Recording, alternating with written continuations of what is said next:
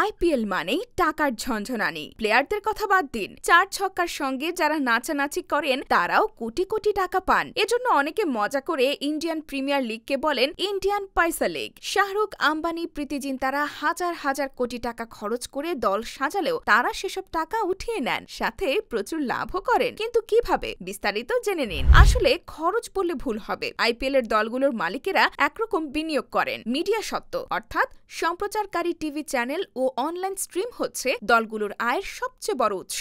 2023 থেকে 2027 সাল পর্যন্ত আইপিএল এর মিডিয়া সত্ত্ব বিক্রি করে বিসিসিআই রোজগার করেছে 48,390 কোটি টাকা। শুরুতে এই অর্থ যায় ভারতীয় ক্রিকেট বোর্ডের কোষাগারে। পরে দলগুলোর মালিকেরা নির্দিষ্ট হারে নিজেদের ভাগের অর্থ বুঝে নেন। কোন দলের মালিক কত টাকা পাবে তা নির্ভর করে কোন দলটি কয়টি ম্যাচ খেলেছে তার উপর। প্রথম রাউন্ডে বাদ পড়া দলগুলোর চেয়ে প্লে অফ এবং ফাইনালে খেলা দলগুলো বেশি টাকা পান। এভাবেই মিডিয়া বা টিভি সত্ত্ব থেকে আইপিএল এর দলগুলো 60 থেকে 70% লাভ করে থাকে। আইপিএল এর দ্বিতীয় সর্বোচ্চ আয়ের খাত হচ্ছে ব্র্যান্ড স্পন্সরশিপ। প্রতিটি দলই বেশ কয়েকটি কোম্পানির সঙ্গে চুক্তিবদ্ধ হয়। জার্সি এবং টিম কিটে যেসব কোম্পানির লোগো প্রদর্শনের মাধ্যমে বিজ্ঞাপন করা হয়। ব্র্যান্ডগুলোর সঙ্গে চুক্তিবদ্ধ হয়ে থেকে মৌসুম প্রতি 70 থেকে 80 কোটি রুপি আয় করে এক একটি দল, যা মোট আয়ের 30%। এছাড়া প্রতিটি দলের তারকা ক্রিকেটাররা কোম্পানিগুলোর বিজ্ঞাপনের মডেল হন। 2023 সালের আইপিএল এ দিল্লি ক্যাপিটালস বাংলাদেশের মুস্তাফিজুর রহমানকে মাত্র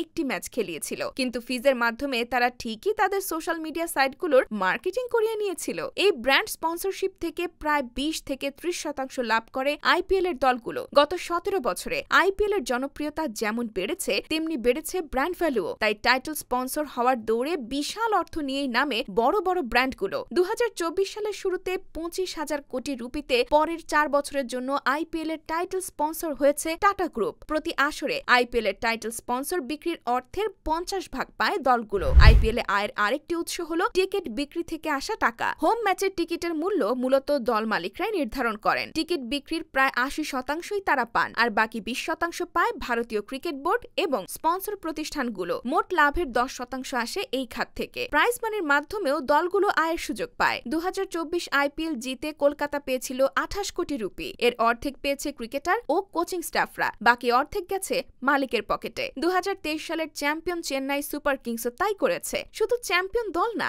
আইপিএল এ অংশ নেওয়া প্রতিটি দলই প্রাইজ মানি হিসেবে কিছু না কিছু পেয়ে থাকে। ইউরোপের ফুটবল ক্লাবগুলোর আয়ের বড় উৎস হচ্ছে মার্চেন্ডাইজ বিক্রি। আয়ের উদ্দেশ্যে কোনো পণ্য কিনে তা আবার বিক্রি করাকে মার্চেন্ডাইজিং বলে। মার্চেন্ডাইজ হিসেবে ইউরোপের বিভিন্ন ক্লাব মূল জার্সির রেপ্লিকা, টুপি, ঘড়ি সহ অনেক কিছু বিক্রি করে। একই পথ অনুসরণ করে আইপিএল এর দলগুলো। তাদের মোট লাভের 5% আসে এই উৎস থেকে। এসবের পাশাপাশি দর্শকদের কাছে খাবার ও পানীয় বিক্রির জন্য স্টেডিয়ামের ভেতরে স্টল থাকে। দলের মালিকরা এই স্টলগুলো তৃতীয় কোনো পক্ষের কাছে ভাড়া দেয়, এর থেকেও আয় হয়। এছাড়া স্টেডিয়ামের জায়গা না পাওয়া দর্শকদের জন্য বড় স্ক্রিনে খেলা দেখার ব্যবস্থা করে ফ্র্যাঞ্চাইজিরা। নির্দিষ্ট অর্থের বিনিময়ে টিকিট কিনে বড় পর্দায় খেলা দেখতে পারে দর্শকরা। এটাকে বলে ফ্যান ফেস্ট বা দর্শকদের জন্য উৎসব। এ থেকেও ইনকাম হয়। তাই আইপিএল এ যেমন চার ছক্কার বৃষ্টি নামে, তেমনি অর্থের ঝনঝনানিও কানে বাজে। মজা করে ইন্ডিয়ান পয়সা লিগ বলা হলেও বাস্তবতার বিচারে এটি যথার্থ নাম।